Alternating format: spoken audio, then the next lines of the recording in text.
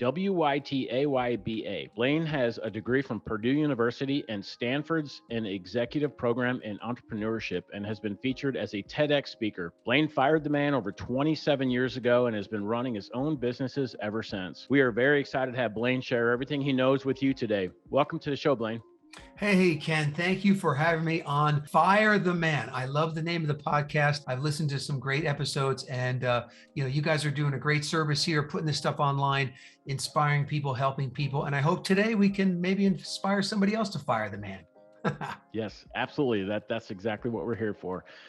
So Blaine, tell us a little bit about yourself, kind of your story and your background. Yeah. So I am America's only chief results officer, which is an interesting story. But I had a couple of moments of dawning comprehension, where the light bulb goes off, you make a clarifying decision, and you kind of move forward. And so for me, actually, the first one came in college. So I went to Purdue University, like you said, and when I was there, I've always been, and maybe some of the listeners are like this, a seeker. Like I always want I'm seeking knowledge, seeking businesses, ways to make money, ways to improve health. I've always kind of been a seeker. And I saw this ad for a little book. It was actually this guy, Earl Nightingale, reading this book called Think and Grow Rich. And I sent away for this, I'm dating myself now, audio cassette back in the 80s. But I sent away for this and I listened to this book, Think and Grow Rich. And I actually ended up buying the book, reading it. And it was there that I realized, and later I made that acronym WYTAYBA, what you think about, you bring about. And I realized that my thoughts, that if I could take control of my thoughts, I could direct them towards whatever I wanted, and I could move in that direction. Now, you can't always change your circumstances, but you can always change what you decide to do about those circumstances. So that was a big moment for me, and that played a big role in my life. So that was dawning comprehension moment number one. But the second one, which helped me to fire the man, was my degree's in computer science, tech guy like you, and I came back from a long business trip. So I was in technical sales, my degree's in computer science. And I got back from this trip and my son, Bo, he was 1 year old at the time. And when I got back, he was like giving me the cold shoulder. And I'm like, hey, Beth, what's going on? Why is Bo giving me the cold shoulder? And she said, well, you were gone so long, he kind of forgot who you were. And I was like, what? And so that kind of hit me really hard. And then I also realized when I was a kid, I'd come home to the empty house because both my parents worked. And so that night, that I had a little dawning comprehension moment, and I made this clarifying decision that no matter what, I was going to work from home. Now, I didn't call it fire the man back then, but no matter what, I was going to fire the man and I was going to work from home, so that I could be there for my son and he wouldn't forget who I was. And so it took me a year, and I started two businesses. Probably pushed our marriage to the edge. We've been married 30 years now, though, so we did make it. But I started two businesses, and it took me a year. We're pretty conservative. We wanted to save up, ample money to, in case something went wrong or whatever. So a year later, though, my wife made this deal. She said, "Look, if your side hustle, they didn't call it side hustle back then, but it said if your businesses make as much as you're making from your job, let's save up 6 months worth of living expenses." And then, yes, you can do it. So anyway, we did that, made it happen. That was 27 years ago. And so I've been kind of working from home, working remotely, long before it was as cool as it is now. That's awesome. I really like that story. And a couple things to note, like it's 27 years, that's a long time. And also, I think your wife is very smart too by saying, hey, save up 6 months of expenses and as a backup plan. I really like that. It's interesting. I don't know if I've ever shared on this podcast or not, but similar to you, and I've heard this before in other entrepreneurs and other people in the business space, is something like a traumatic event or something happening in their life that makes them shift their mindset or their thinking a little bit. I had a friend, I used to work for the government, for the DOD for a really long time, and I had a friend pass away he was about my age, of cancer, and it switched my mindset a little bit. Like I need to be more eager and seek out things that I want versus just staying in the middle of the road. And so it sounds like you had a similar, you had either a traumatic or you had an event in your life that challenged the way you thought, and you made changes, huge life changes because of that. And so it's interesting. Yeah, I think that's so true. And I call it this clarifying decision, because it kind of takes like a lot of times we get scattered in all directions. I say kind of like a lantern, right? And it kind of takes you from the lantern phase to the laser phase, where you just like, you put all your resources and everything back of that one thing, and you just go for that one thing, you know? And so I think sometimes it's like that. If you're going to quote, fire the man, you know, it's going to take that kind of really kind of total focus in and to get over the hump. Now, once you get out, you know, at that point, you know, my business was making the same as my job, but a year later, my business was earning me 3 times as much as my job, and it's never gone below that. So, you know, it's once you get free, like I didn't realize when I added it up, I was spending like 50 to 55 hours a week on the job, if you include like driving there, you know, all the stuff, right? So it was when I got that time back, I mean, then it was like a turbocharge to my business, right? So, you know, anyway, yes, you are right that, you know, you make that clarifying decision and you just put everything behind that. And then it cuts you through the fog. Like, and, you know, shiny objects, if someone had a shiny object and it wasn't part of one of those 2 businesses I built, I didn't care about it. You know, I got really, really focused in on it. Yeah, that's awesome. And talk about a good why. I call them whys, but yeah, children is a really huge motivator, right? So yeah, that's children awesome. health is a big one, you know, friends, you know, and sometimes life events. Sometimes, you know, you can get fired from a job or something, you know, some kind of life-changing event. And sometimes that can make you or that can break you. So you have to, it can be, you know, tough as well. Yeah, absolutely. So let's dig into and you mentioned the acronym earlier. I don't want to butcher it. I'll let you say the acronym, but I want to dig into it a little bit. Yeah. So the acronym is WYTAYBA. What you think about, you bring about. And so it's a combination of your thoughts, right? What you think about, but then it's got an action component. You bring it about. And so a lot of brain science, well, first of all, you can go back thousands of years, and as a man thinketh in his heart, so is he, and all these different people, we become what we think about. That's what the guy Earl Nightingale talks about. So there's a lot of you know, kind of instantiations of this type of a phrase that, you know, dominant thought equals dominant behavior, right? But the difference is that what you think about, you bring about, is that you can take an active role in kind of programming where your thoughts go. And so you know, for example, I give this example. My son, when he bought his first car, it was this maroon colored Acura TL. Now I didn't even know what that looked like, but he sent me a picture, right? And so after he sent me the picture of that car, for the next couple of weeks, that car's everywhere in that exact color. I see it on the highway. I see it. It pulls up next to me. Like all of a sudden, who put all these cars by me? Nobody. They were always there. I was just tuned into it. And so science shows you that there's at the back stem of the brain, this thing called the reticular activating system, or the RAS. That's the thing that regulates and decides what it sends to the conscious mind, right? So it's, you know, your brain is like doing your breathing and your blood, you know, keeping your blood pH the right way. It's doing like thousands of things at once, but it decides, what do I pass up to the conscious mind? And so once I had that Acura TL on my brain, I'm seeing it all over, right? And so that concept works in when you're trying to bring something about in your life, right? So we say what you think about, you bring about. And so it can start in a very small way, right? So you can say, okay, I'm thirsty, and then I can bring about this water and I can take a sip. So I just used WYTAYBA right there. But now you can start to do that for bigger and bigger things, right? So maybe some new movie comes out and you want to see this new movie, you know, so then you WYTAYBA that, right? So, okay, when is it showing in the theaters? Who could I see it with? And then you go about making that thing happen. That's what happened to me in college, is that I realized that you know, I could dictate not the circumstances of my life, but how I responded to those circumstances. And that's what made all the difference. So anyway, I went on, I did maybe we'll talk later, but I did a TEDx talk all about this concept of WYTAYBA and the power that it has to kind of dictate where you end up in life. And so that can be good or bad. And if you're in a bad spot, you might have WYTAYBA'd that as well. Or because you didn't do any WYTAYBA, you know, then you got sucked into somebody else's WYTAYBA, or, you know, if you don't plant anything in the garden, then the weeds are going to grow or nothing grows.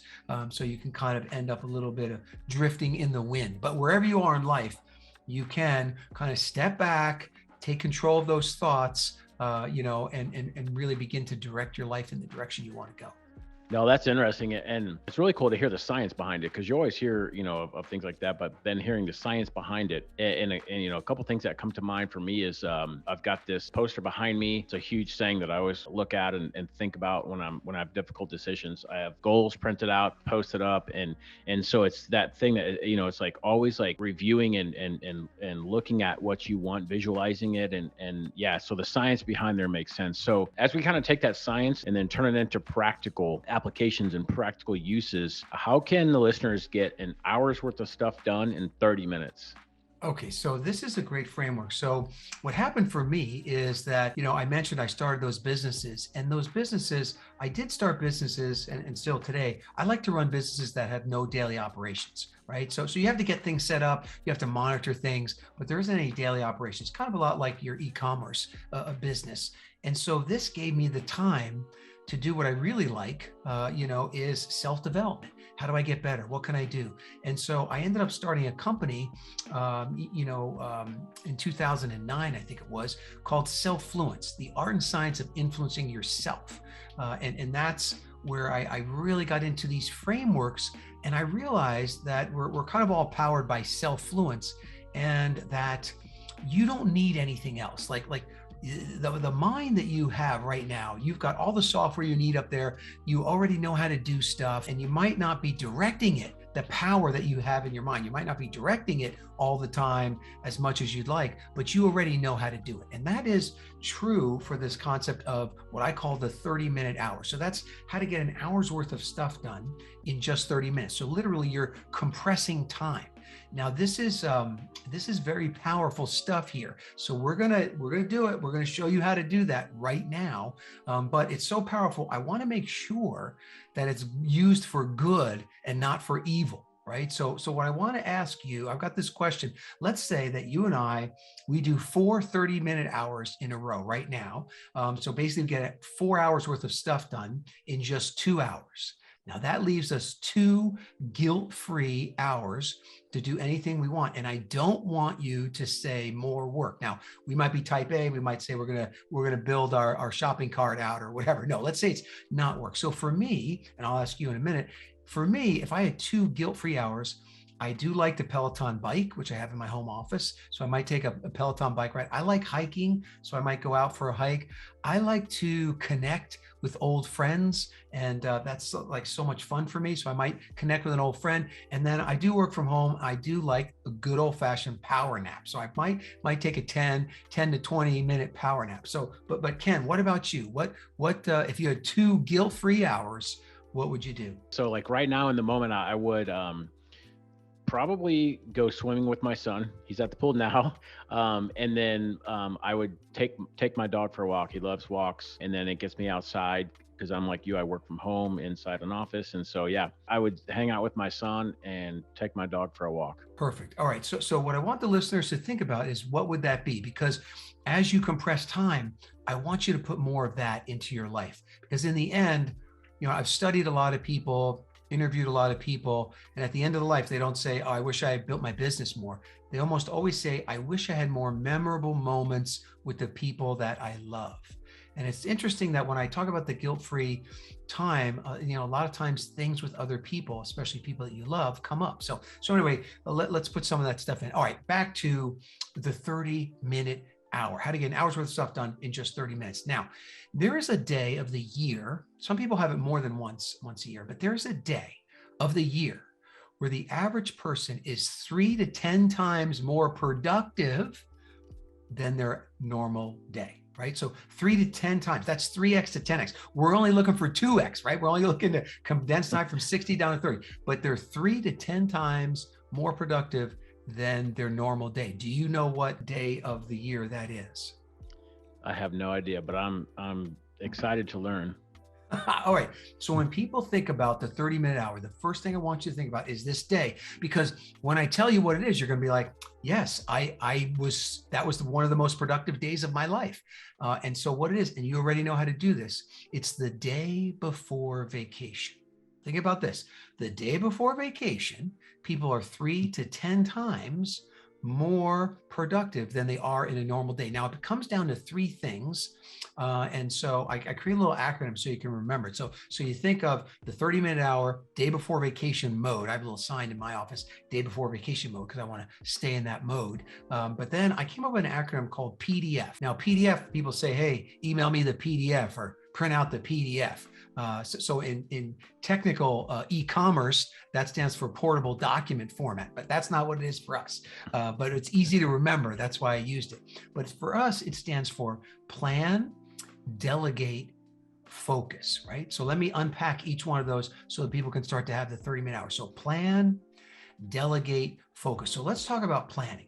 What happens is the day before vacation, man, you plan that day out, like sometimes down to the minute, right? Because you've got so much that you've got to get done. You really plan out the day. So if you'll just do that, that will give you some 30-minute hours immediately, because 1 minute of planning saves 10 minutes of execution.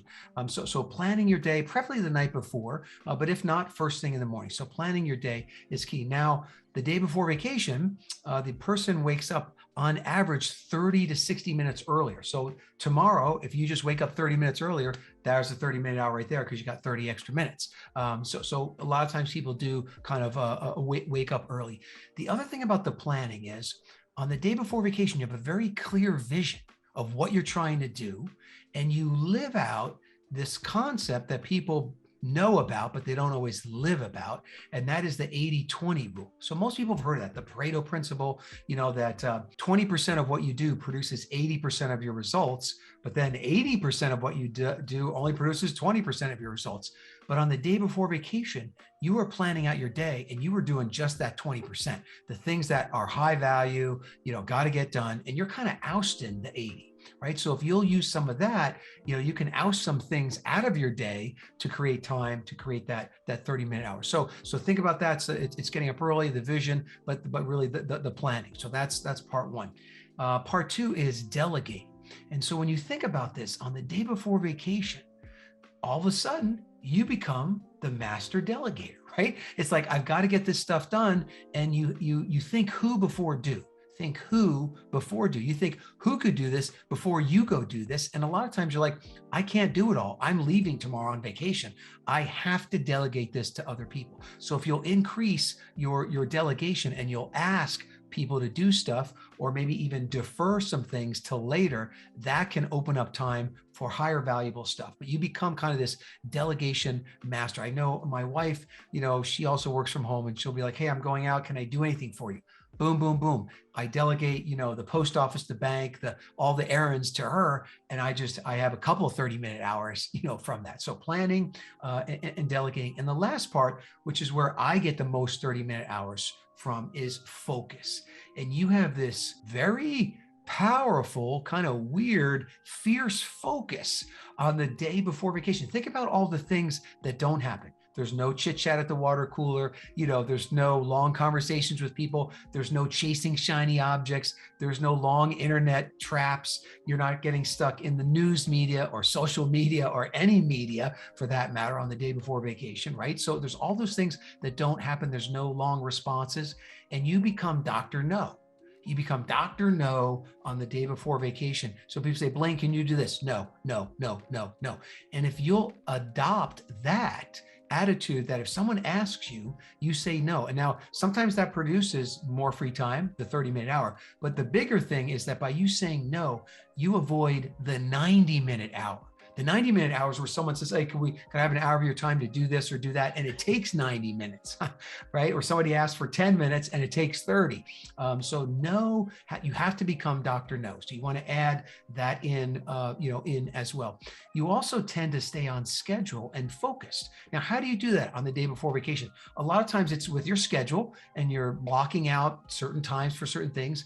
And then on the day before vacation, people use timers and alarms much more than the regular day. So you're going to say, look, I only have 30 minutes to make these calls. You set a timer. I've got 30 minutes or I've got an hour to write this article, right? And you're going to set timers. I just tell Siri, set a timer for this time. So I'm using timers every day, not just the day before vacation, but using alarms and timers to almost kind of force you to get the work done. And then the last part of your focus is that you become this tasking master.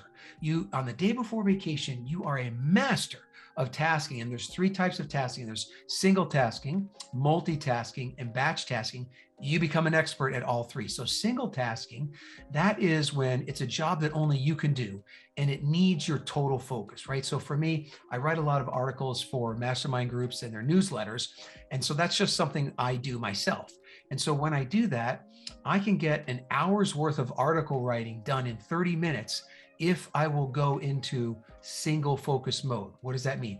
My phone goes into airplane mode. I shut down all the web browsers except the one screen where I'm typing into it. I shut my office door here at home, and I am totally focused in on that. Now, I will, if it was like the day before vacation and the monkey mind comes in and I'll get ideas for things, just like I'm sure the listeners do. I keep some scrap paper and I write the idea down. I don't want to lose it. I capture it, but within seconds, I capture it and I just put it to the side and I go right back to what I'm doing. So that concept, this is where I probably get my most 30-minute hours, is that when I'm going to work on something, it's that one thing. And that's all I'm going to work on. And I completely shut out the world and I just go after that task and I shut down, I destroy as many distractions as possible. And what happens is that you're really good on this on the day before vacation. And there's a little bit of stress involved there. But when you start doing this every day, you can drop into this like high concentration focus mode really quick. So I even use music. You can actually go to YouTube or look online. There's music that increases your level of concentration and focus.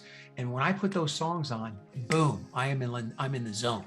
So that's single tasking. Second one is multitasking. Sometimes gets a bad rap, but multitasking is where you do two things at the same time without reducing the quality of either one, right? So like I can't do my email and be on this podcast at the same time. That's bad multitasking. But good multitasking is like, the day before vacation, maybe I have to run some errands and I'm going to be in the car for 30 minutes. So instead of, putting on 80s rock music and rocking out, I'm like 30 minutes. I can make 2 phone calls during that time.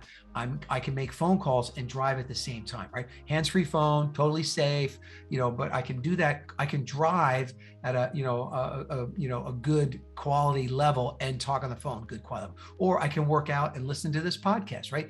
Anytime you can do those two things together and keep the quality up, that's multitasking. And then the last one is batch tasking. And that's just putting things that naturally go together, and you're going to save time. So, instead of running 3 different errands and coming home, when you go out, you batch the errands, you run all the errands together. Same thing. If you have 3 hours of phone calls and it's all spread out for the day, you probably can do that in 90 minutes or half the time. If you make it all, you kind of bring them all together and do them, batch them together in one time. Same thing with computer work, same thing with your own staff or your own interruptions, right? If you can batch the interruptions, a lot of business owners, they're like, oh, I'm working with a team or I'm working with employees and they're interrupting me all the time. I say, well, you're not batching correctly, right? So what you want to do is say, look, I'm going to be single tasking from 9 a.m. to 11. At 11, let's get together from 11 to 11:30. I'll answer all your questions. So you batch together that stuff. Another example is my wife. She also works from home and we used to like text each other all day long. Hey, what about this? Hey, what about that? Total distraction, really bad. Now we just have a shared note inside our iPhone and we just put the stuff in there. It doesn't buzz, it doesn't come up. But then when we get together for lunch, now when I'm in the context of that person, I've batched all the interruptions together, much more efficient, and it's going to help you have more 30-minute hours. And the last thing with the whole overarching thing is that the day before vacation releases your inner perfectionist. So let me say that again. You're releasing your inner perfectionist, and done is better than perfect. Done is the engine of more. You're just about getting it done, and it doesn't have to be perfect. And when you release that inner perfectionist, you can get a lot more done and you can compress time. So when you think 30-minute hour, think day before vacation mode, and then PDF, plan, delegate, focus. Oh, wow, Blaine, there was a lot in that. So I would recommend to the listeners, just hit that back button, for 5 minutes and kind of re-listen to that and try to absorb all of that. And so a couple of highlights that I heard out of that one that I really liked was, well, for one, I've never thought of it as being productive the day before vacation, but you're absolutely right. I am always super productive that day. And so the other thing too is, I know I'm going on vacation, so I'm in a good mood, right? I'm like, I'm gonna get all this done because I'm bouncing and I'm out of here. And so a couple things that I really liked out of that is getting up 30 minutes earlier. Right there gives you an extra 30 minutes of your day. And so that's probably the lowest hanging fruit I think that you could do is just getting up 30 minutes earlier. I really like the single tasking, multi and batch. Those are excellent strategies. And then I also like the using the notes with your partner, like because I'm guilty. I have got my cell phone right there, and so that is definitely a distraction. And so yeah, there was so much stuff in there packed in there. So definitely for the listeners, hit rewind for 5-10 minutes, listen to that again, and just try to pull as much as you can out of that. That was great. Yeah, well, and the thing about the reward is great too, and that's another part of it, right? So this kind of day before vacation mode, you could also give yourself some reward, right? You can give yourself a reward after you complete a certain task, or maybe at the end of the day, you say, look, if I knock out these 5 things, I'm going to give myself a reward, right? And you make the reward equal, to the thing. Sometimes my reward could be, an extra Peloton ride, or it could be simply, rocking out to an 80s music or something, something that I like to do, or reading a book, or maybe connecting with an old friend. But yeah, put some of that in there too. Put some rewards in for yourself too. That's helpful. Yeah, absolutely. It gives you a little juice, little Right, pep a in the little step, brain right? chemical. Yeah, happiness. Right. That release that little dopamine. Hey, A there's a little reward squirt of coming. dopamine. There's a little carrot. That's awesome. So, one other thing that I learned about you is that you've worked from home as an entrepreneur for like 27 years, right? Way before it was cool and before the pandemic. And so, as over the last few years, everyone has kind of worked from home, and I'm personally guilty of kind of getting into a rut of doing certain things that I wouldn't have done if I went into an office. So can you give any of the listeners like pro tips, things you've learned over the decades from working from home that make you more productive or healthier, or any kind of tips there? Yeah. So there's a lot of freedom that comes from working at home. A lot of freedom. Now, with freedom comes some responsibility, right? So I can binge watch Netflix if I desire, or whatever that thing is. So there is some self-discipline involved, I think, from working from home, but it's also like getting to know yourself, right? Getting to know yourself, kind of keeping it simple, but yourself. And so, if you were to make a list, there are things that give you energy and concentration and focus, and then there's things that take away from your energy, your concentration, your focus, and your ability to build your business and work from home. And if you would simply just make those lists, and then this is going to sound very simple, but do more of what works and less of what doesn't, I think that's going to create kind of a successful recipe, from working from home. So, maybe, having a cup of coffee, hey, that keeps you awake. So that's on the good list. But, having 2 beers at lunch, that might be on the bad list, right? Because then you lose your productivity and you're out. So you can begin to do that. I found that, I can really control my environment, and I like that, right? So I can have the snacks I want, I can exercise when I want, and those things can happen instantly, right? Because they're at home, they're it's all accessible. So that was good. I think, some people, I think having a specific location that you work, right? And this is the work area, of your home, and kind of keep it that way. That was helpful. My wife and I, with the kids, we had to have a lot of boundaries, because I could come out of the office, get the kids all riled up, and then just go hide in the office. So there was some ground rules that had to be set, for that.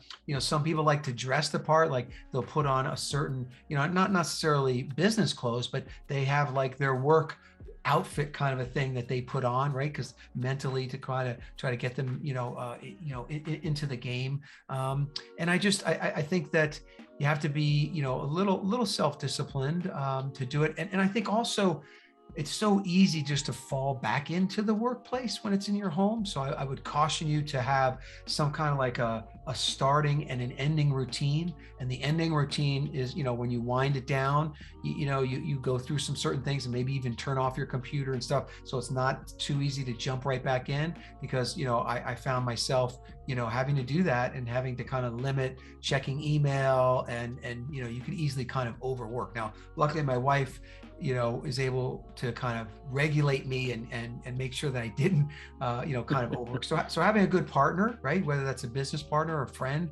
somebody to kind of keep you, in check. But I think there's a lot of freedom. So you want to, maximize those freedoms, but at the same time, you gotta put in some controls and some self-discipline to make sure that it's a productive time. Yeah, those are all excellent tips.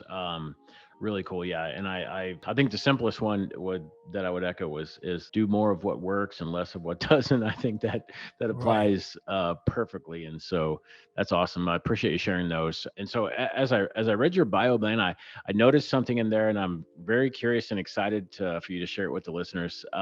What are the lost pages of Think and Grow Rich? Yes, yes. So that is that's a juicy story that not a lot of people know. But so in college, I mentioned I read Think and Grow Rich in college. This is actually in the book I read in the 80s. For those of you that can see the video, anyway, it's still together. And so I read that book, and it changed my life. And that's why I came up with WYTAYBA, what you think about, you bring about. And I started using the principles in that book, which Think and Grow Rich is all about. Taking your desires and making them kind of manifest in the physical world. Now, he talks about finances, but it could be riches of any kind, harmonious relationships, good health, whatever, you kind of desire. And so I read that and I had some success. I met my wife in college after that. I had some good success in my regular career. Then I started those businesses and I had even more success. And I had enough success, and I'd read the book 15, 16 times, that I had the opportunity to buy one of the original 5,000 copies. Now, they say there's tens of millions of copies of the book in print, but I actually bought one of the original 5,000 copies. Nice. So when I opened up the page, the very first page said, what do you want most, right? So it says, what do you want most? And so I read that and I go, wait. I never read that before. I read this thing 16 times. I never saw that. And so what I realized is the first two pages were the instructional pages on how to read the book. And we can unpack those two pages if you want. And then I started reading it. And then later in the book, I'm reading the original now. And I'm like, and then he starts talking about his own mentors. And I remember he talked about this thing, invisible counselors, where he sits at a table in his mind and he talks to, Thomas Edison and Henry Ford and these different people in his mind. And he listed about 9 of them. But then in the original, he listed like 30. Right. And one of them was like Jesus. And I'm like, okay, I would have remembered that if I saw that before. So anyway, then I also realized that in the original book, he is like shouting all the time. So there's all this stuff that's in all caps and italics and bold, but in this book I read, all the fonts exactly the same, right? You really missed all that. And so what I did is I said, okay, look, let me apply those 2 pages specifically. And at that time, my business was worth about $300,000, but I wanted $1 million business. I wanted to be worth $1 million. And I thought, it's going to take me 5 years, but instead it only took 5 months because I applied those 2 things. And in a nutshell, the very first page says, do not read this book until you know exactly what you want. Like do the work, figure out what do you really get very specific, right? So I'm like, I want a business worth $1 million. I could, get very specific. But then the second page said, this is not like a book to read in a normal way. You should read this only 1 chapter per sitting or per day, let's say, but you have to read it with other people. And you have to read the chapter, talk about it, and then share what I end up calling your bring about statement. Share your bring about statement and tap into the brain power of those other people. Now, sometimes people call it a mastermind group, but whenever 2 minds come together, this third kind of more powerful mind is created. So like if I had 10 ideas for an Amazon, product, and you had 10 ideas, if we shared those, we wouldn't just come up with 20, we'd have 30, 40, maybe 50 ideas because we would feed off each other. So that third mind that's created is more powerful than the other minds. And so for me, I was realizing, so what happened is I did that. So, and for the next 5 months, I read the book with different people in like a book study. And then 5 months later, when this way for my business to go from 300,000 to 1 million, when that walked in the door in my life, I knew it. Like I knew it because I had been doing all that stuff. It turned out it was through a merger. So I ended up buying another business. And it instantly moved me up to the $1 million value. So anyway, that's what worked for me. And the strange thing is then I'm like, look, I've got to get this version out to other people, right? And so there was a gentleman, he was selling that version. He passed away and I couldn't get it anyplace.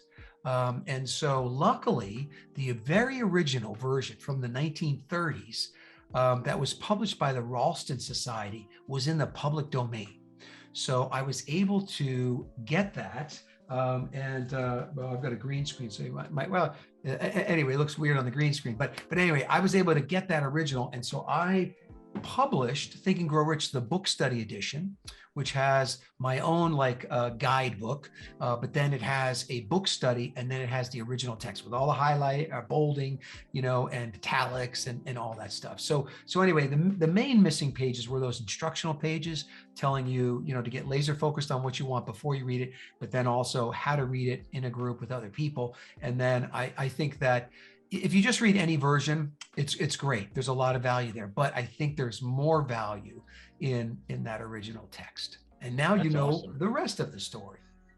Yeah, no, that's really cool. And so if you're listening to this, Blaine he was holding up, several versions of the book, and a couple of them were really cool. So head over to the YouTube channel, check out the video, and you'll be able to see the covers and the books that Blaine's talking about. But a couple things there that you mentioned that I think are super powerful. And for the listeners, if you've never joined a mastermind or been part of a mastermind, they're just like Blaine said, they're very powerful. If you get a bunch of like-minded people together, the energy feeds off of each other. And yes, the ideas there are incredible. And so I really like that idea of, especially a book like that, that's I don't have a hard copy. I was looking at my bookshelf in the middle of this, but I remember I listened to it on Audible. And so, but I think that type of book that has that high level strategy and thought and mindset, I think it's a perfect example for a book study, like what you did there. So I'm excited. I've got a note here. I'm going to go and grab that copy and take a peek there. And I might introduce it to my mastermind for we do like monthly rolling sessions. And so that's really cool. Great story too. So I definitely want to be respectful of everyone's time. I've got one more question here, and then we can move into the fire round. Does that sound good? Yeah, that sounds good. Awesome. So one other thing that I know you're really, really good at is habits.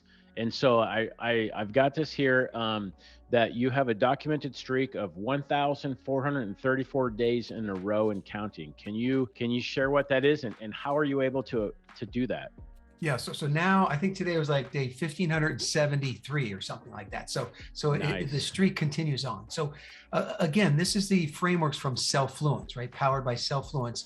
You already have this ability to be a habit master. You already have it. And so it's something, I call it the 21-second habit. Or 21-second habits, let's say. And that's how to create a new habit in 21 seconds, not 21 days. So if they told you it takes 21 days, sorry, somebody lied to you. But a lot of times people say, I'm not good at habits, Blaine. I don't know how to do that. And when I'm talking to a big crowd, I say, well, how many people have brushed their teeth in the last 24 hours? Now, almost every hand goes up. Maybe somebody has some dentures, but all the hands go up. And then it's like, well, this habit of brushing your teeth, how many days in a row have you done that? Right. And then so people, it's years. They've had that habit for years. Right. So the first thing to realize, again, kind of like the day before vacation, is you already know how to create habits, right? You already know how to create habits. Now, scientifically, like science and neurons in your brain, it does take about 60 days to create a habit that then doesn't require any more willpower. But we're going to hack that system for you here today. So once you do something for about 60 days, then the neural pathways begin to lock in, and it doesn't take any thought or willpower. But back to the brushing of the teeth. That's how I discovered these 21-second habits. And it was my wife who luckily this is past tense, but she used to have nearly daily migraine headaches. And so the doctor said, look, Beth, you got to fill out this log every day. And this is like a log about the triggers and the food you ate and the barometric pressure and the weather and all this stuff. And she would lose the log after a couple of days. She couldn't find it. She'd forget to fill it out. She'd have a migraine. Then I'd ask her about the log. Now, bad move. So then one night she's brushing her teeth, and that's when it dawned on me. And so the first part of the 21-second habit is what I call habit linking. So we took the headache guide and we put it underneath the toothbrush and the toothpaste, and we put a pen there. And my wife never misses teeth brushing in the morning and at night. So now at every night when she's brushing her teeth, she's filling out the log. And she went 90 days in a row. So she couldn't do 2 or 3 days in a row without losing it or forgetting it. She went 90 days in a row filling out the log, and then turned it in to the doctors, and they made some changes. And I mean, today, maybe once every couple of months, she might have a migraine, but it's very well improved. So that first key is habit linking. So think about, what can you link, for this new habit? What could you link to an existing habit that you don't have to think about, that doesn't have any willpower required? So my habit, I had 2 new habits at that time that I said, I want to do these every morning. One was I have this Bible app, so I wanted to do that. The other thing that I realized that I needed for my own self-development was I needed to take a daily mind shower. Now, a lot of people will take a physical shower in the shower and clean off the dirt from their body. But I realized that because of social media, news media, and all that, I needed a mind shower. I needed to kind of wash my mind out in the morning of all the head trash. And then I needed to kind of set a positive intention for the day. So I call that a mind shower. So I wanted to do those 2 things every single day. So I thought, okay, what could I habit link to? So the first thing you do is you look for something you could habit link to. And I said, well, what's the first thing I do every single day? Well, the first thing I do is I open up my smartphone, my iPhone, right? And so what I did is I moved all the apps off the homepage on my iPhone, except for those 2 apps.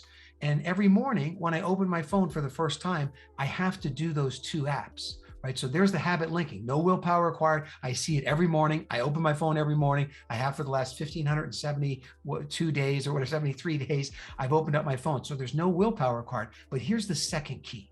The second key to the 21-second habit is you have to surf the urge to want to do something. So why do I open my phone in the morning?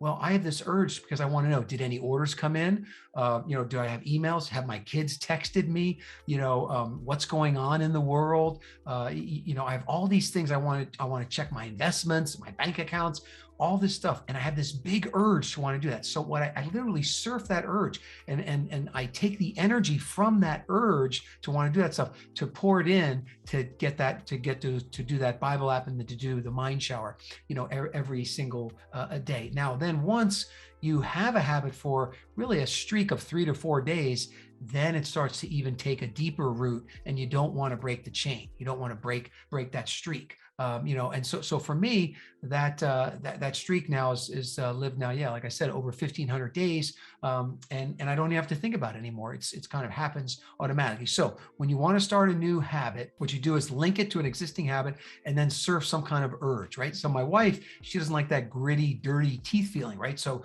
that was, her impetus to brush her teeth. I just had a client the other day. She's like, Blaine, you always talking about next day planning. I really want to do that, but I don't do it. And I said, okay, and what do you do first thing in the morning? She says, I have a cup of coffee. I said, do you have to think about it? No. Does it happen every day? Yes. So I said, link the creating your plan for the day to the cup of coffee, right? So buy the coffee maker, put a pad of paper and a pen. And if you don't have your plan written by the time you make that coffee, then you surf the urge to want to drink that coffee. I want you to smell the coffee, get all lathered up to have that coffee, but then take that energy, right, and transmute it or redirect it, into making that plan. Now I want you to win early and win often. So if your daily plan is just like the top 2 things you have to do today, that's great. Now, if you want to map it out like the day before vacation, that's great too, but make sure you set yourself up to win. Start small, win early, win often, win the battle of the brain chemicals. Done is the engine of more, and it's gonna take off for you. So that is the trick: habit linking and urge surfing. That's awesome. I really like it. And, linking that to existing, it makes sense, and I can think of some of the stuff that I do in the morning that is every single morning. And so, yeah, stacking, I'm going to stack some more stuff on top of that. I really like that. Appreciate that you sharing that. Awesome. Anything else we want to cover before we get into the fire round? No, I think I'm hopeful that we added some value here, and I hope people will use some of this stuff. I try to be real practical, kind of nuts and bolts stuff. So I'm hopeful that that you'll use some of this stuff to better your own life and business. Yes, absolutely. I know I will be. Awesome. So, Blaine, in the fire round, are you ready? I'm ready. What is your favorite book? Well, I'm going to have to go with Think and Grow Rich Book Study Edition. I'm pretty close to probably reading it 70 times now. Nice. That's awesome. And yeah, I am definitely going to order that. That's on Amazon, I'm assuming. Well, I self-published it, so people can get it through me, and I'm happy to actually send you and Dave a copy as well. But yes, you can get it through me. I'm actually working with someone right now to get it on Amazon as a print-on-demand book, but I'm not done yet. Okay, perfect. Well, we'll link to the link to get that in the show notes to buy from you directly. Awesome. What are your hobbies? Yeah, I mean, my hobbies right now, the Peloton bike is a big hobby for me. I also, I mean, I like self-development. It is kind of my business too, but I like figuring out, how to create streaks, how to keep streaks going, how we influence ourselves. I think for me, that's some of the biggest stuff. Our kids are out of the nest, so we're empty nesters, my wife and I. So we do like a lot of just, going to the movies and, just hanging out together, playing games and stuff like that. So that's probably my length of hobbies. That's awesome. Very cool. What is the one thing that you do not miss about working for the man? I mean, the two things that I hated, one is I hated being told what to do. Like, you have to be here, you have to do this, you have to do that. And then I just did not like office politics. And it was just everywhere. Somebody had drama, and I'd rather get it done than be in the drama. So, Yes. that's right. Being told what to do and office politics. Okay, awesome. Yeah, I'm in the same camp. What do you think sets apart successful entrepreneurs from those who give up, fail, or never get started? I think, and this will be good for the listeners to really hear, is I think that for you to be successful, most of the entrepreneurs I know had a good mentor. They had a good mentor. Now, not a mentor. So I had a great mentor. Let's say that great mentor. Like, a good mentor is someone that's done what you want to do. But a great mentor is not only someone that's done what you want to do, but they're doing it now, what you want to do. Because I've come across some people, they have this mentor showing them what to do, but like something that worked like 10 years ago, and it doesn't even work anymore, right? So I think, having a great mentor, I was lucky to meet and share the stage a few times with this guy, Jim Rohn. He became kind of my number one mentor person. But anyway, having a good mentor, I think makes the difference. Yeah, totally agree. And, something that I learned early on was, when you want to, someone asks you, hey, how do you get there? Well, find someone that's been there and ask them how they did it. And so in its simplest form, I completely agree. And, having my own mentor has really changed my life and my business as well. And so, Blaine, can you share with the audience? So the fire round's over. Can you share with the audience? Do you work with clients? Do you have a system? Like, what do you have going on with your Yeah. So as chief results officer, I do a number of things. I work with private mastermind groups to help their members get results. So that's a big part of my business. But then I also work a lot with business owners. And so I have my favorite things that we do this thing called Super Results Days. And it's kind of an accountability day, but it has a theme. And we get on Zoom every 3 hours. So you're learning something new, but you're also crushing your own to-do list. And you end that day, with a lot of things done. So you got a lot of dopamine all day long going, but you also gain some clarity. You make some clarifying decisions. So that's probably the favorite thing that I do are those Super Results Days. And I have master classes and articles and trainings and and things like that, all about this self-fluence, kind of the art and science of influencing yourself, or maybe the power you already have to influence yourself. Because I think people don't need anything more. I think you have all the right software right now up here. That's awesome. Well, we'll put links to everything in the show notes. So if you're listening to this, go hop over to the show notes, check out the links, and go learn more about what Blaine has to offer. Blaine, how can people get a hold of you?